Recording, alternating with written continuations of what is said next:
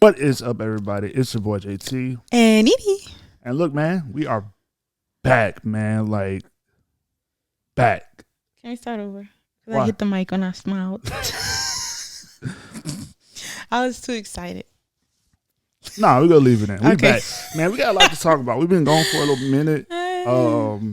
We didn't get divorced. We didn't die. Right. The world didn't end. We're back. But a lot of stuff did happen. Yeah. We did a lot of, like, this year is ending wild. Like, it's stuff coming from, you got multiple court cases going on. You got the HBCU versus non-HBCU battle. You got Nick Cannon finally realizing he had too many kids. I mean, everything that we talked about for the entire year as far as, like, the hot topics have just literally came to fruition in these past few weeks. Yep. So yeah, let's just run through first. We'll get this out the way and then we'll kind of tell you where we've been, what's been going on with us. So they're juicy. Well, no, let's start there. So where we've been, we ended up moving, which was a much daunting process than we thought. Yes. When you live somewhere for multiple years and just to up and move. Yeah, that was a lot. Then with the other people, little people. With kids, moving with kids. Like when I moved in college, it was 1 day. What? I think he moved in 1 day. half a day. Like easy. Yeah. Moving with kids and all that stuff and little toys and shirts here and shoes. Oh my God! there New rooms, all that. Rooms and it was tough. Wow. It was a big. It was a So lot. we moved, got settled in.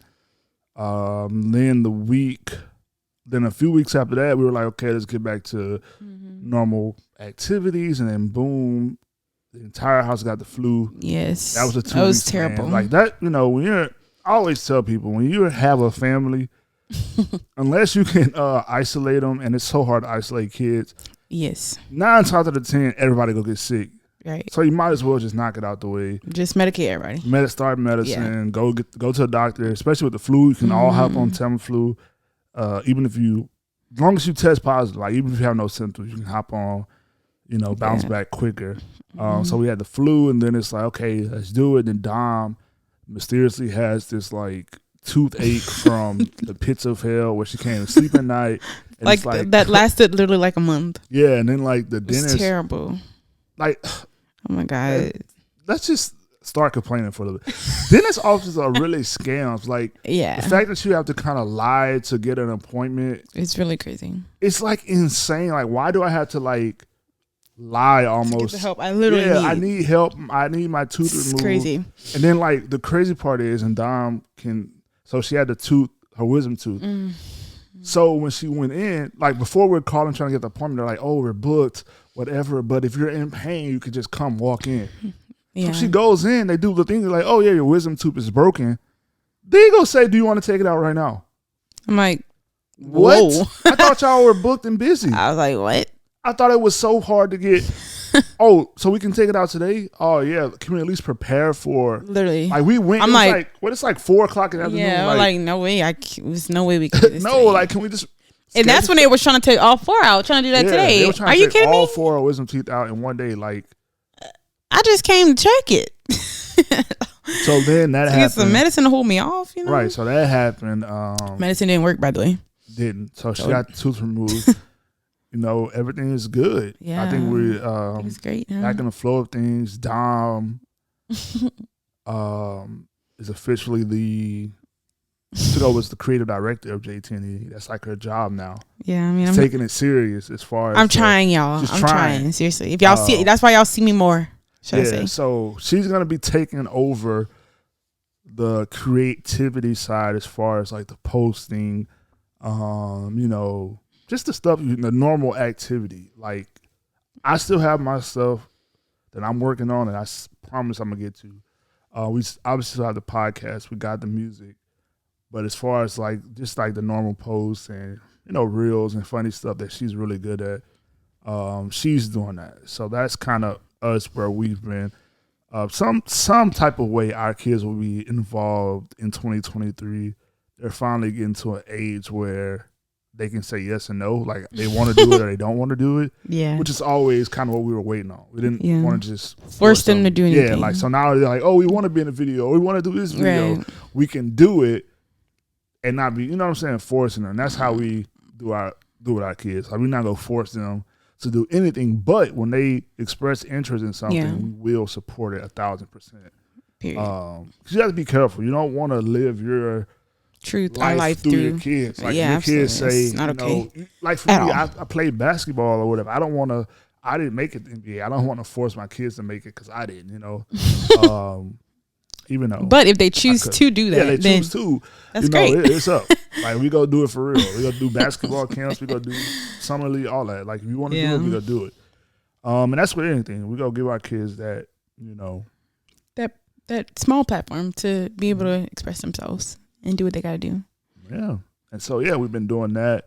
We've been really growing up, I think, in this season. Like, this is like... I agree 100%. This is the most adult-like I felt because it's like, we got our own medical insurance now. No longer calling my parents. Like, we're scheduling our own appointments. We're grown. Yeah, it's like... Yeah, it's like, wow. Yeah. We gotta... I feel like we have learned... Well, we already did rely on, like, I guess each other. Like, this was our family. But, like, we really have relied on each other. Like, I guess we realize now, like, okay, and this is it. Like, we literally, like, 100% rely on each other. Like, no one outside this household. We're finally into an age where we are completely independent of our parents. Yeah. As far as just, like, we grew out of their insurances. And just their comfort. Like, we don't live by our parents, close to our parents anymore. Like, really close to them. Like, 5 minutes I'm talking about. I mean, yeah. Well, he never did. But that's new for me. And I'm a girl, too. And I was my parents' only girl, so it's kind of weird. But. Well, your parents did adopt. Yeah, my parents adopted. Dom has a little sister. I have a little sister that could be my daughter. Yeah. No cap. Now you have a little sister, so you can't say you're the only daughter anymore. Well, I mean, I still could say it because I was the only birth daughter. Okay, that's cool. And it was completely different from having a sister. It was. But I wish I did when I was little, but yeah. Right. So, what else happened? Oh, so there was this wedding. Beautiful wedding. One of Dom's friends got married. It was like super. It was very cute. I must say, it's always cool to see like your wife or whoever you with get like really glammed up. Like it's always like a unique experience because they don't do it often, especially my wife. Yeah. She's like bummish. She's a bummy. Dang. Like I mean, I'm just saying, like, let's keep it 100. I thought she was gonna say like momish or something. The boy said bummish. I can't. Yeah. I be trying. You be trying? I be trying. Like I'm sorry that I'm like just like a tomboy. Like I don't. No, you're not a tomboy. Don't say that. Tomboys have style too. No, so you just saying so I don't have style. Wow. It's not there. Wow. I mean, Dom, you literally have on a Nike. You have on my old Nike workout that you gave to me. Okay. Yeah, I don't know. I'm not gonna say you're not stylish. You have style. I just think you think I'm country or something. No, it's just like now I feel like you know what you look good in. Like okay, this is my color. I look good in this and this. I can put it together. It's just like you don't go buy the clothes you need, so you just never do it. Oh, okay. I know what you're saying. Yeah, that's literally me. I had to literally throw away this girl's pants and jeans. Because I'm like, I feel like I don't know. Maybe if I like start like thrifting and stuff like that, I might buy more clothes. But I think you need to thrift at a mall and go get some clothes. Like you are, like I told y'all, my wife didn't have a pair of black jeans. I did. As a woman, as a black woman, how can you not have a pair of black jeans? I don't know. So I had to go buy it for her. Not because she couldn't do it herself, because she just wouldn't do it. She has lived on this earth for 28 years. Yep. And never was like, I need a pair of black jeans. I said it, but I never just found any that I liked. And I just stopped. I just gave up. Like, just grabbed the first one I saw. I know, but I never go in Old Navy, literally. And the crazy thing is, I know Old Navy has really good pants for people who are shaped like me. But I never shaped like who have hips and like a butt. You just wanted me to say that, and it's really annoying. Oh my God. It's really annoying for you to, like, why did you do that? Anyway. But yeah, so they have really good pants if y'all wondering. Yeah, they do. And you got a small waist, really good pants for people like that. And so I know already that Old Navy has it. I'm an advocate for Old Navy with stuff like that, but wow. I just never go. I've always told people about Old Navy. I didn't know you were an advocate though. That's a weird word to use. Well, I mean, what am I supposed to say? Because I ain't a sponsor. Yeah, that's true. Anyway, so yeah, got us some jeans now, got us some clothes, and yeah, that's what's been up. Got us some clothes. He been getting me clothes since he first came. What else? It's Christmas time, so our kids are really easy to shop for. Yeah, they don't want much because they already have games, they have tablets, they have, and they understand. Like our oldest, he understands that. Like he'll think about what he don't play with, and he won't ask for that again. Like he knows, like I'm not gonna play with that. Like for instance, I think of Minecraft, but like the pieces like that, like building little worlds and stuff. Like people like to buy that for kids, and I get that, but like he won't play with that. It'll just be all over the floor. Are lost, and he knows that, so he don't ask for that anymore. Because I don't play about that. Like if I see kids waste toys or something like that, like let's say a year later we still looking at the same toys in a box on top of the closet, which we literally did. I'm gonna show them. We're gonna give it away, but like I'm gonna show them. Look, you didn't play with this. You never asked to play with this. And that happened to us this year. I think. No, right before we moved, we realized like we had a room full of toys that were just unopened. Yeah, they had a lot of toys. Like to the point we just couldn't even throw them away. They're brand new. We had to find somebody to give them to. Yeah, like people were literally asking. We gave a lot of toys away. I mean, and we basically did a toy drive. Right, people came get toys from out our like pile of stuff that we had. That was the first. We had a lot of stuff. That was our annual JT that was pretty cool. toy drive. Yeah, like.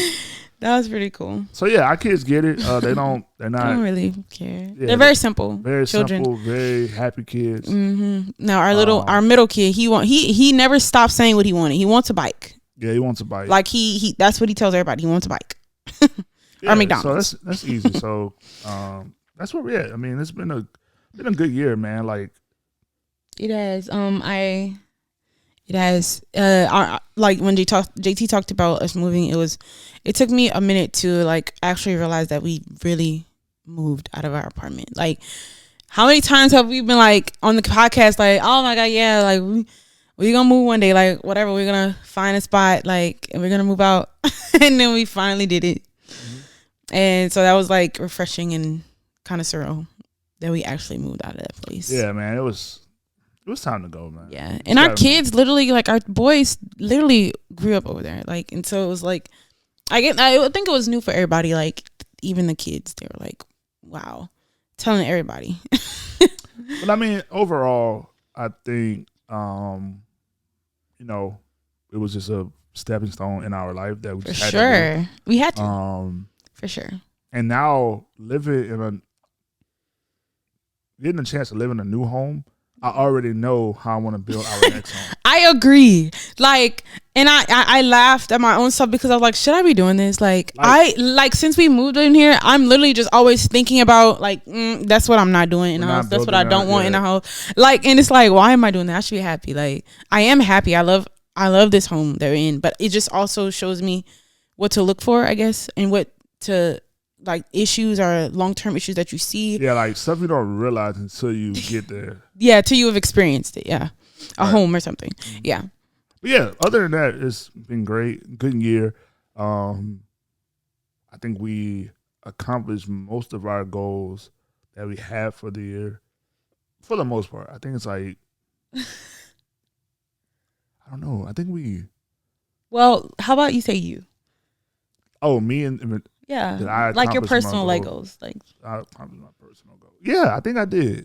I had a goal to stay like meat free for my birthday. Yes, I'm so proud of him. Y'all should give him a clap, y'all. Man, not eating meat has been like, it's not even hard to not eat meat. It's just hard to explain to people when you go places that you don't eat meat. That's the hardest part. Like, being a vegan or being a pescatarian is not hard, but having to explain why you are to people, like, and then people's like, a lot of people's like, oh, we all died at the same time. That's true. Being being a vegetarian that don't have nothing to do with it. Won't extend your life, but it could possibly keep your life quality better.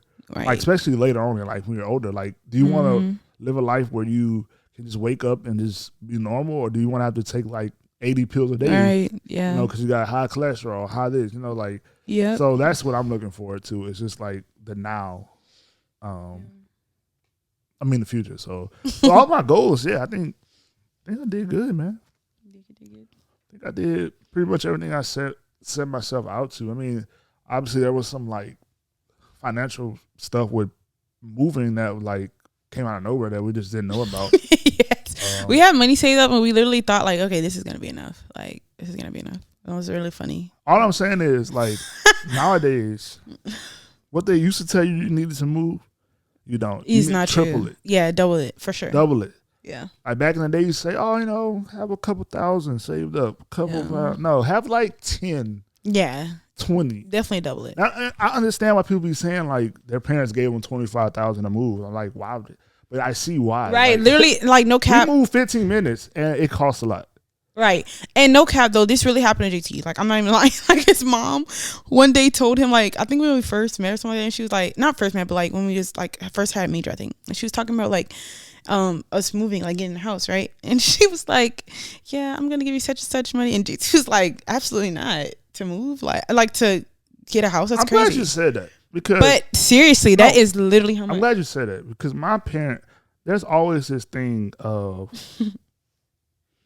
people wanting to recycle like the struggle for their kids, instead of saying like, I saw on Twitter like this girl was like, I'm not getting my kids you know, a nice car. They're gonna struggle like I did and have a broke down car.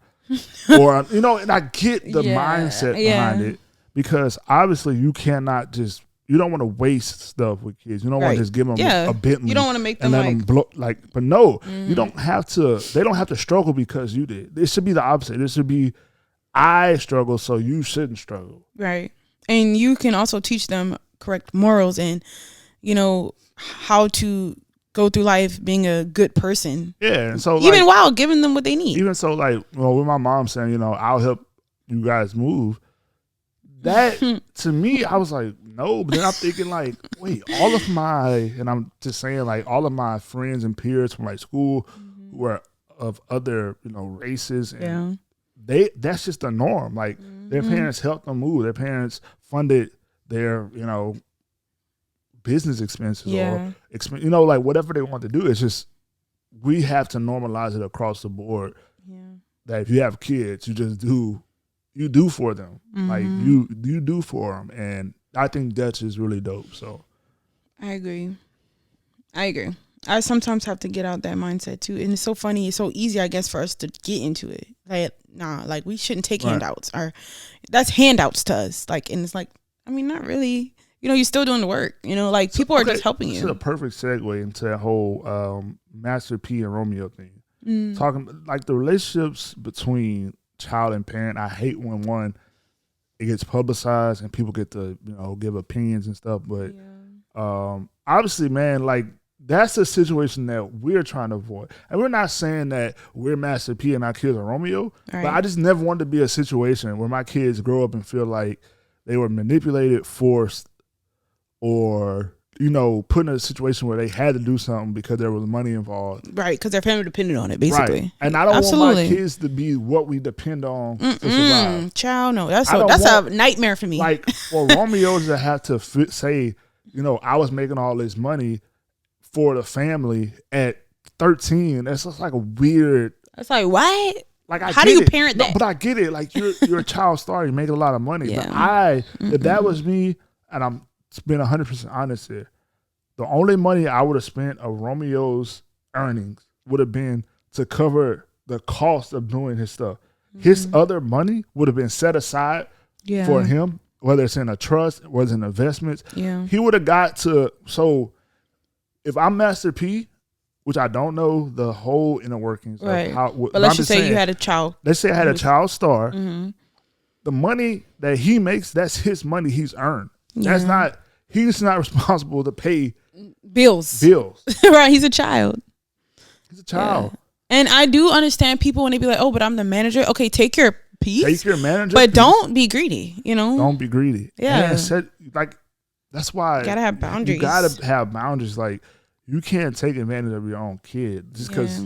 Like, come on, man. And it honestly, it's just, and like I said earlier, how do you parent that? You know, like how do you parent a child who pays all the bills? Like you can't, Like you can't. Your relationship will never be like mom and dad, like real mom and dad. And honestly, I have, there's a girl, I think her last name McCarthy or something like that.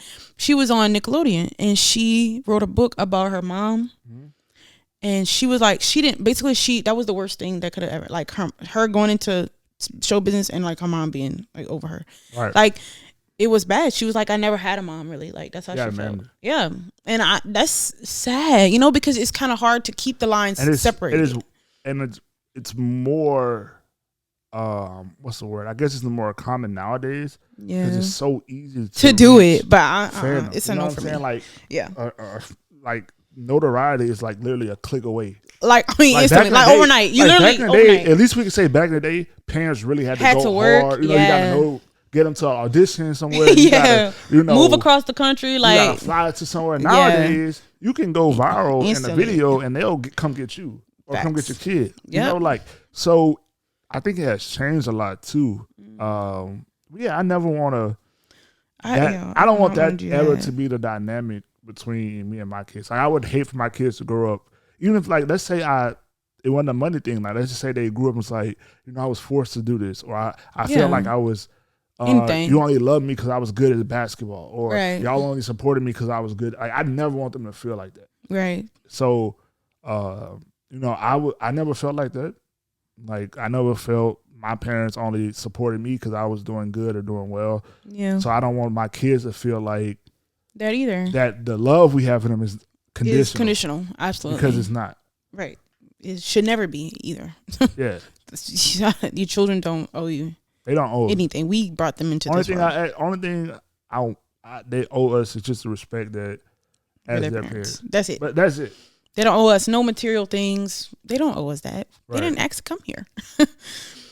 So, but yeah, I totally agree. And that situation is tough. That's sad. Because, we, being in South Louisiana, the Millers and, Master P, like that's staples in our culture. Like we look at Master P like the ultimate businessman and the ultimate hustle man.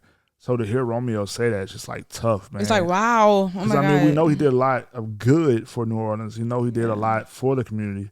So, it's just a tough situation, man. Like, and you know what? I always wonder about this, and I even like, not question God, but I always just, ask him like to help me in that area no matter where we go in life. But to be able to juggle parenthood, healthy parenthood, and also business, right? Right. Creating a empire.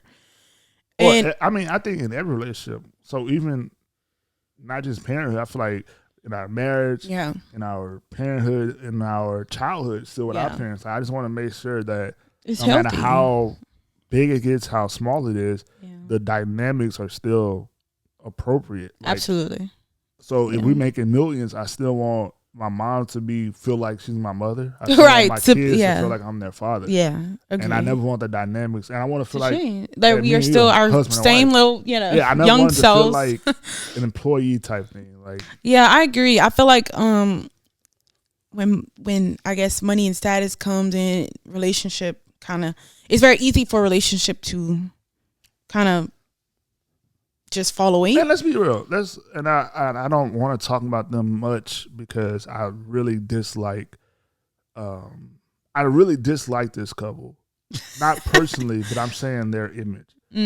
Blueface and that. Oh my God, girl, Lord Jesus! The image of this relationship. I'm not talking about them, but the relationship, the way it's broadcasted, is literally the worst thing for modern relationships. Absolutely. We cannot act like this is okay. Because it's not. It's not okay. The stuff that it's entertaining.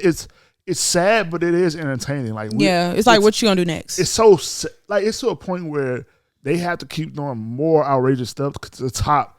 What happened last? Because like now people don't even care when they fight each other. People think it's normal and they just be like, like people really like people really fight for them. Like telling other people like, oh, it's okay. You know, they always do this. Leave them alone. Like that's what they do. Like that's not okay. Man, it's crazy to watch her old interviews when she was like running track. Yeah. And then see where she is now. Yeah. And I'm not blaming Blueface for it. No. I'm not blaming anybody. I'm just saying it's a very interesting like 180 turn from where she was. Yeah, it's a very clear thing that you can see. And it's something like that's odd. Like, man, like to see people that fight, to see like this toxic level of like, man, it's only bad stuff gonna happen. And it's sad because it's like we're watching slowly but surely get worse and worse. Like, and sad. Yeah, that's been one of the things that it's like they're almost forcing it. Because like I promise you, I don't get on my social media and search Blueface and Chrisean. Like it just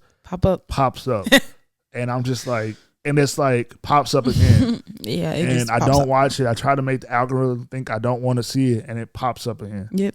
And so, yeah, and it's just like, man, I hate when I see relationships like that being broadcasted because it's like the worst of worst when it comes to relationships. Like, I agree. So, what else happened? Okay, so I'm gonna talk about this briefly because I don't know the details. I do think it's weird when people like Diddy date people like Carisha, Young Miami, Carisha, because that age gap. I don't care what anybody says, bro. That's weird to me. Yeah, it's always gonna be weird to me to date somebody that's the same age as your kids. Yeah, that's where people be like, "Where's your line? That's my line." Yeah, like if you're dating somebody, like if you're old, that old, and your kid is just, come on, man. Like I just want to know the why. We got to find the why. Come on, because it's a why. Trust me. Everything that's legal, not like not okay, and that's so true. Like nobody's literally like, everything that's legal is people not be like, oh, okay. They're grown. Why are you worried? I'm not worried. They are grown. It's two grown people. I'm just saying, there's some type of dynamic here that we're ignoring between this age gap. That In truth, I mean, and honestly, it's not. It don't have anything to do about money, celebrities, nothing. Because there are people in. I literally. We know that situation. I know people. I know Diddy's and Carishas in my city. Okay, like, absolutely. Like, I know people that talk to broke people with no money. Yes. And nothing for it. They just be 50 years old talking to a 20-year-old. Yeah, same age as their kids. And that's a weird dynamic. That's very strange. What is missing in your life where you're attracted to that? On both ends, the older person and the younger person. But I do know like some women are attracted to older men because like a lot of men are so immature until they're like 40. Yeah, so like you're 25, 28, as a woman, you're ready to settle down. Mm-hmm. But a lot of guys, not all, but there's a lot of guys in that age group are still in their prime. Yeah. They're like just figuring out life, and they don't get slow down to 35, 40. So I get that, like a 15-year, but like when it get to like 50, 25, I'm like, come on. Yeah, that's weird. Or like I said, or if you got a kid that is, it'd be the kid for me. Like you got a kid that could, you? Come on, man. Come on, man. What? We friends. That's weird. That's so weird. What else happened? Let's see. Oh, I played on a record for a country dude. Woo! I forgot. Yeah, I forgot to say that when he was talking about goals. That wasn't a goal though. No, I'm not saying that, but I forgot to say my goals too. But yeah, I'm so excited I was so happy for JT, y'all, because your girl like country, and whenever he said that he was doing it, I was like, oh my god, no way. So yeah, so that record is out. That was really cool. Now, so y'all go check that out.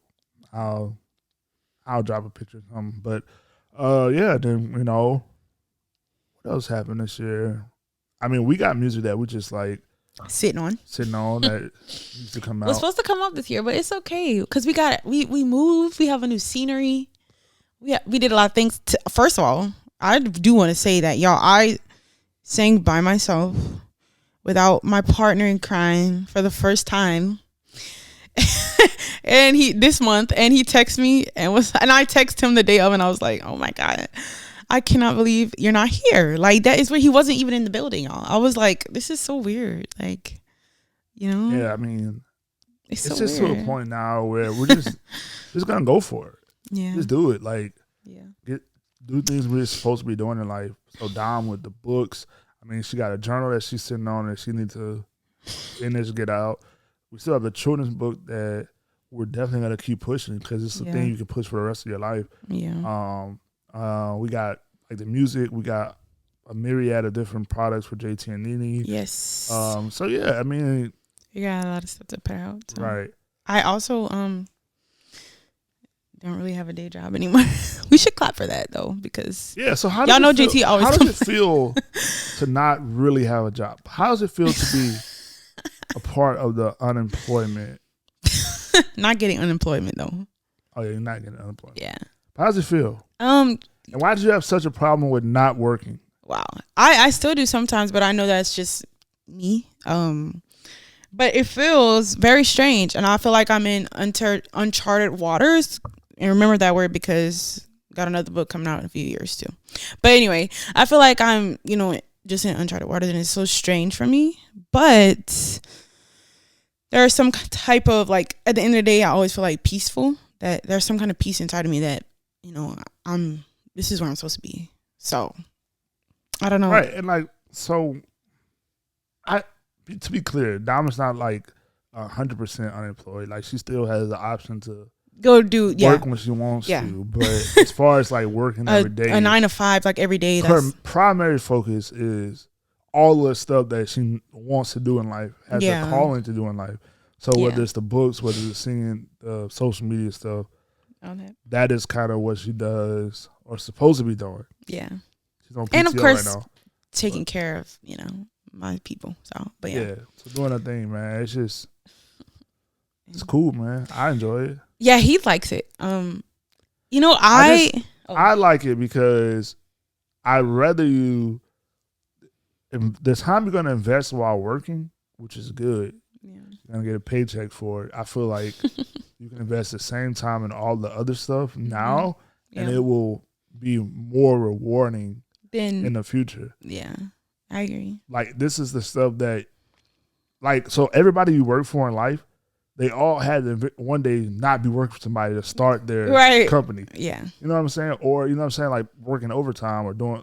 They had to start their own thing. They had to start their own thing. Yeah. And like this is the start of that. Yeah. So, of course, now it's like, oh, I don't see where, we get a few dollars here from book sales, I don't see where the big dollars are yet. Yeah. But now it's like, okay, in a year where we're at, we seen people, a year ago from this to that or from here. So you said goals, you knock out the goals, and then I feel like in the long term, it makes more sense. So it's kind of. I agree. And I was watching The Basement today, that podcast. And it's like something in the basement. It's his name, but The Basement. It's a guy. Basement. I don't know. It's a really good podcast, y'all. Wow. Seriously. Yeah, I'm gonna have to show you on YouTube. It's really good. And he was just like, he's like Christian, and he was like, y'all, like he showed his old clips basically of his first podcast, and it literally just had like 1K views, like, or the most he had was like 4,700 views on his thing, and then because he said he got a word that he needs to be in creative and stuff like that, and so he quit his job. And he started doing that, and he was like, there was no view, like he wasn't getting any views, like honestly. He was doing everything himself, like he was everything. And then after that, him and his friends started the basement thing, and then he was like, it just took off, and he was like, I even got my stuff to like radio, like to TV people, and they told me that I didn't have an audience. Right. Like I was funny, like my content was great, but like I didn't have the audience. I didn't have any people following me. And he was like, and now look, I got the audience. So then he was just like, just do it. Like it was basically about just do it. Like, and just do it. Like nobody, if you don't believe in yourself, nobody will. And if you don't start, how can God help you? Like, and he never said that, but I remembered, I thought about faith without works is dead. Like he never said that, but that's just what kept coming to my head because it's so true.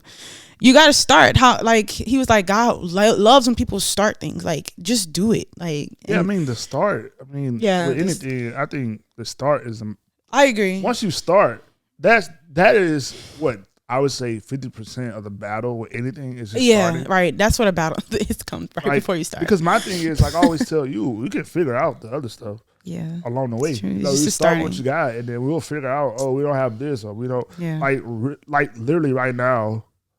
I had to run to Guitar Center and get a mic stand. We threw it away, while we're recording. But like I threw away the tripod too. So right now the camera is sitting on the dresser because sometimes you gotta do what you gotta do. Yeah, we going back. We taking it back. That's what we used to do. So man, I promise you, stuff just goes missing when you move. Yeah, like our JT Nini pillow, we have no idea where it's at. I have no idea where it's at. So yeah, I mean, so for us, like, you know, on the podcast, we just had to start it. We started in the closet. Like, that was good times. Literally started in the closet. We did. And then evolved into this, and it will keep evolving. Yeah.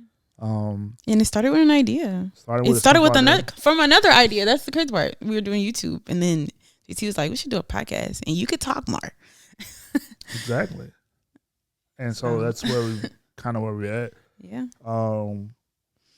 I think we'll hold off on the plans for the new year to next week because we still have 1 week left.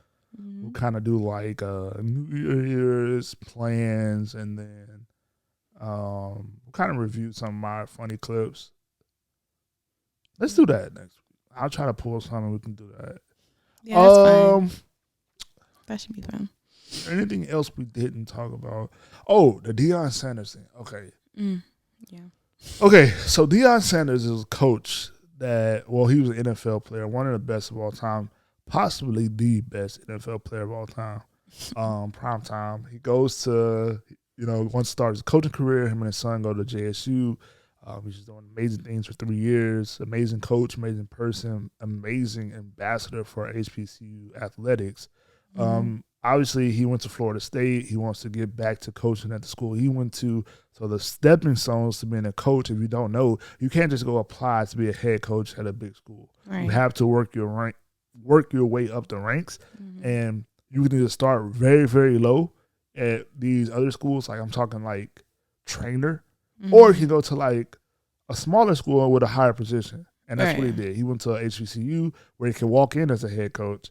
Yeah, he changed the recruiting game. He did amazing things. Yep. Then he moved on to a Power 5 school. Power 5 meaning one of the top 5 conferences. This is going to allow him to progress in his coaching career. Yeah. A lot of people were upset at Deion, and a lot of people, rightfully, I'm not mad that people were angry. Like, it sucks to lose.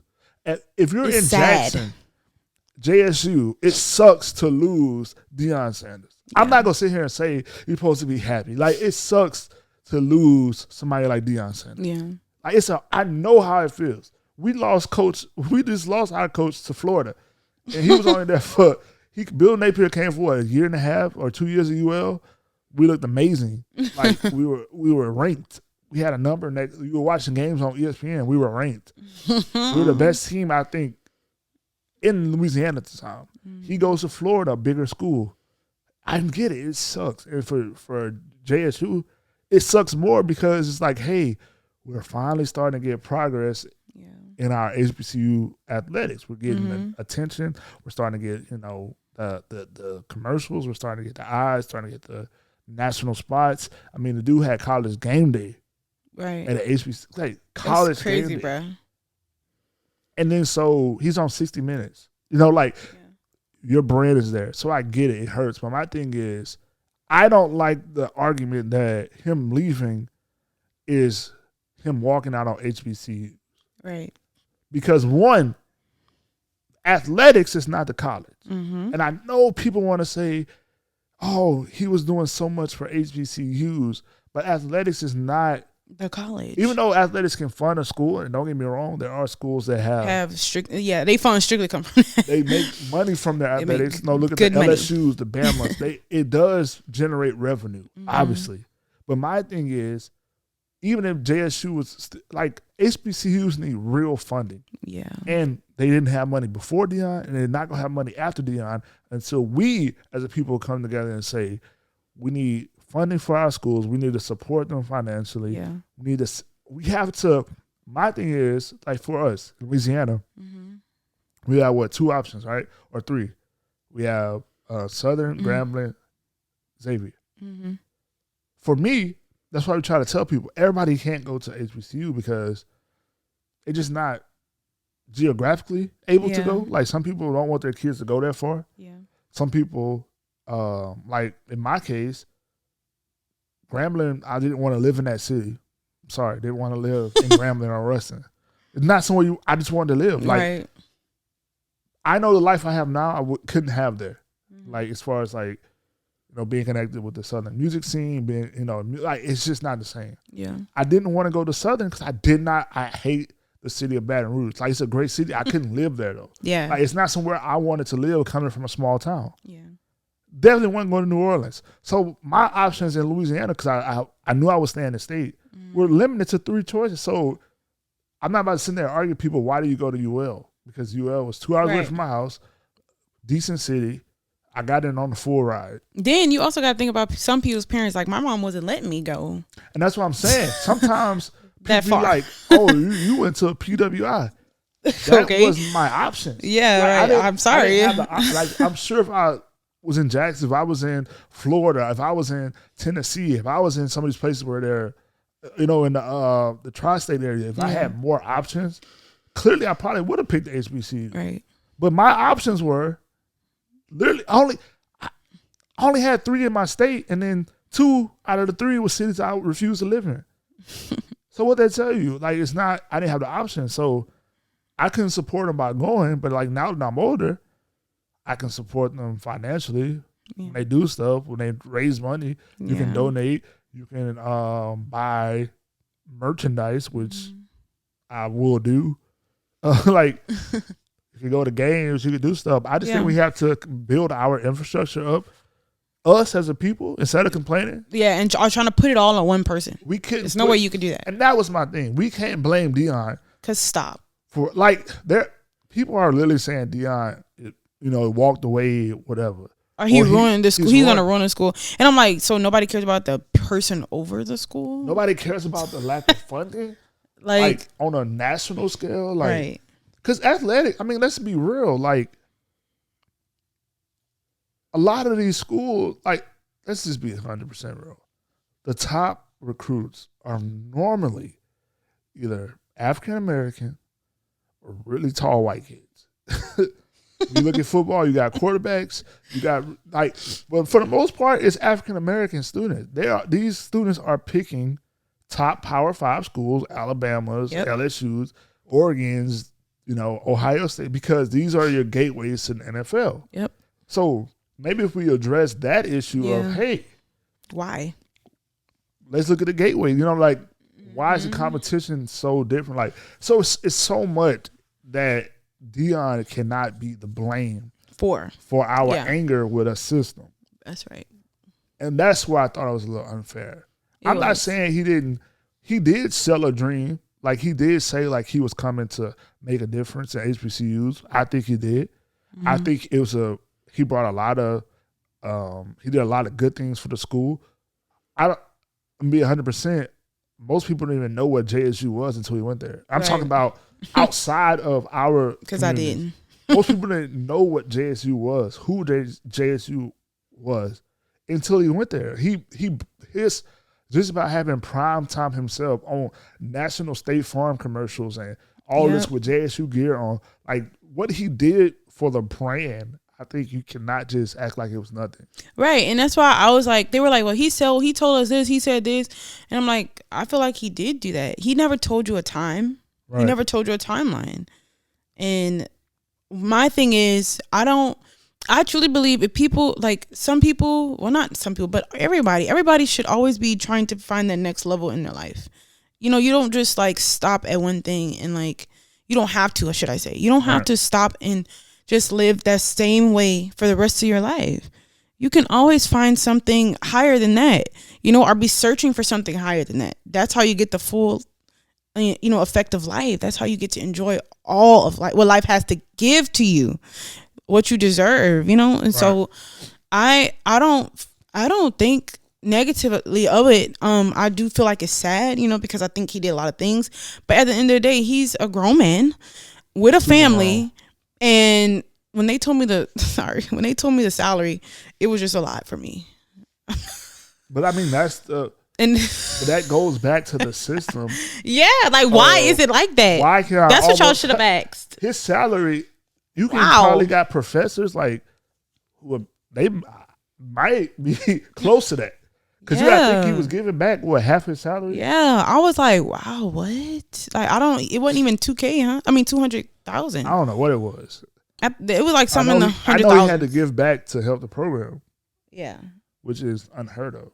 That was wow. It was unheard of. Like some of I don't think he even realized what he was walking into. Like how the conditions were, how bad it was. Because I remember he redid the whole, like he was a part of redoing. Yeah, he did. Yeah, that's crazy. And that's why I said I feel like we're honestly in our culture, we have to acknowledge that also, like, and figure out why do we do that to people. Like, we are only as good as what we can give. You know, like, if we're not giving anymore, we're done with them. Like, and why? If we're not we're only as good as our convenience. Why? Why do we do that to each other? My thing is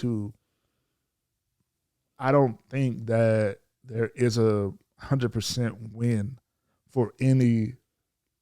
Like, MLK had haters. And I'm not saying that. Right. Like, there's nobody who can save that's going to be good for literally no one. So obviously that means we have to come together. Yes. Look past these small things. Like, I think our issue, and I'm speaking directly to Black people, I think the moment we can just unify on what it is we need and want, and start demanding it from our politicians, from our state elected officials, from everybody, I think that's when we'll see real change. Including ourselves. I think we have to be willing to have those tough conversations of what happened to our communities. Right. Instead of just blaming someone else or telling someone else, you need to fix it. Like, no. I think we have to get back to policing our own communities. Yeah. I think we have to get back to caring about our own community. Because if we don't care. When I talk to older Black people, they tell me stories of how the teachers made sure that all the kids, they took that responsibility on themselves, made sure all the kids understood the lessons. Yeah. My dad tells me how they used to have people policing neighborhoods. That was just what they did. They would drive around. Hey, what you doing? Like, it was a community. The family. It was structure. Unity. You knew you couldn't go to school and cut up because you go get a whipping at school, a whipping on the way home, a whipping because you couldn't go to the store and steal because such and such gonna tell your mom. Yeah, like, we had this community, and I think once we rebuild our community and regain that structure and community, that's when we'll see real change. But it's hard to have real change when we have so many cracks in our armor. Yeah. Like, so this HBCU thing, I don't think Deion deserves the amount of real hate. Like, I would get people who was like when they was like doing the I thought that was funny. The Zydeco song at the game, like that type of stuff is okay. Like, you know, that's just petty, it's funny, it's lighthearted, and he gets it. But some of you got pastors going on saying, I hope, you know, we're praying that you fail. What? You got which I knew Dr. Umar was gonna do. You got Dr. Umar going on national platforms condemning him for leaving. You got all these people with these hot takes of, you know, he is sell out and a coon. Child, Dr. Umar probably making more money than that man. He's a coon and all this. I just don't see it. It's unnecessary. Like, they're just forgetting what he did. I understand the anger, be angry, but sin not. Yeah, that's always it's okay to be angry. Yeah, it's okay to acknowledge feelings. It's okay to acknowledge that, man, this sucks. Like, we thought you would be here for a long. This sucks. Yeah. But leave it at that. Like, why does it have to keep going after that? Like, right. Like, why you can't just say, man, it sucks. We thought you would be here longer. And what my thing is, a lot of people who are complaining, I just feel like would have done the same thing. Yeah. Come on now, it's common sense, honestly. Like, I mean, we do the same thing daily. Like, I'm pretty sure that people switch jobs all the time. For the non-business owners, if you got an option to take a promotion at a different company, you probably would, or you would consider it. Yeah. Because at the end of the day, you're thinking about you and your family, like, which is, I'm not saying it's always the best thing to do, but that's what we do. It's not uncommon and not uncommon, you know, it's logical. Especially in this scenario. This would never be a conversation with any other coaching situation. People do it all the time. Coaches leave, coaches quit all the time. From Little League to NFL. All the time. This is like one of the first times I ever seen people so this much ruckus about that. And I mean, it's like people that don't even know sports talk. It's people that are confusing, that really think that JSU is a D1 school. It's a Power 5 school. Like, they don't understand that it's a difference between, like, FCS, FBS. Yeah. Like, there's a difference between the, like, just because, like, on different levels. Can't play for it. You know, it's so much that goes on that people just don't understand. And I get, like I said, I get the anger. I get the hurt. But come on, man. Like, Deion was out there about to lose his leg. Right. Rolling around on the scooter, coaching these boys, man. Showing up. In pain. In pain. Coaching these boys. Can't even walk. Coaching these guys. Showing them how to persevere. How to get through stuff. I mean, he was bringing on, like, this was one of the first times we ever saw a coach bring in, like, somebody like a Brittany Ranier to talk to them about, hey, don't get trapped by these girls. Don't, like, he was training these guys to be men first. When I remember right before he left JSU, when the thing happened with the Migos, the shooting, he's like, look, we're not going out. Like, y'all need to realize that you got to leave that street stuff alone. Like, like, he's raising men. Yep. Not just coaching. And that's why I feel like those guys, they got so much in those 3 years than they could have ever gotten from people they probably lived with their entire life. Right. And so when you just think about, you kind of desensitize almost, like you kind of forget that these people are humans. And like, these boys need more than just, it's not just about the school, you know, it's about the connection. It's about. Now I will say the ultimate, if I had to say the ultimate goal, or what, in a perfect world, what would happen is we would see a more even distribution of top athletes at HBCUs. Yeah. You know what I'm saying? Like, in a perfect world. But that's not. And I think we could get to a point where the infrastructure and stuff can match at an HBCU, but it'll take a lot of inward investing and believing in it. And a lot of time, honestly. Let's just be real. Right. So it's gonna take time, but I'm not mad at Deion. So. I'm not mad at me either. I say level up. Sorry. Yeah. Level up. If God tell you to do it, do it. Yeah, so I mean that's pretty much it. That's where we've been. That's what we've been doing. We're still here. Like I said, we got a lot of stuff going into the new year. We'll decide next week on what day the show will be on. Like, we'll keep it on Wednesdays or will we change it? Yeah. I don't know. Looking at, like, analytics, and I'll kind of figure out what works best as far as the listening experience. Like, do we keep it in midweek, early morning for, like, the ride to work? Do we drop it on a Sunday? You know, so you have it for the week. Yeah. I'm trying to think. Do we drop it on a Monday morning? I don't know. I'll figure it out. I like the Wednesday. I like the midweek ride to work. But we'll talk about that later. Thank you for listening to JT and Nene. Yes. Thank you guys for listening. Thank you guys for being patient. Yeah, I mean, y'all rock, man. Yes. So, good night. Good night, guys.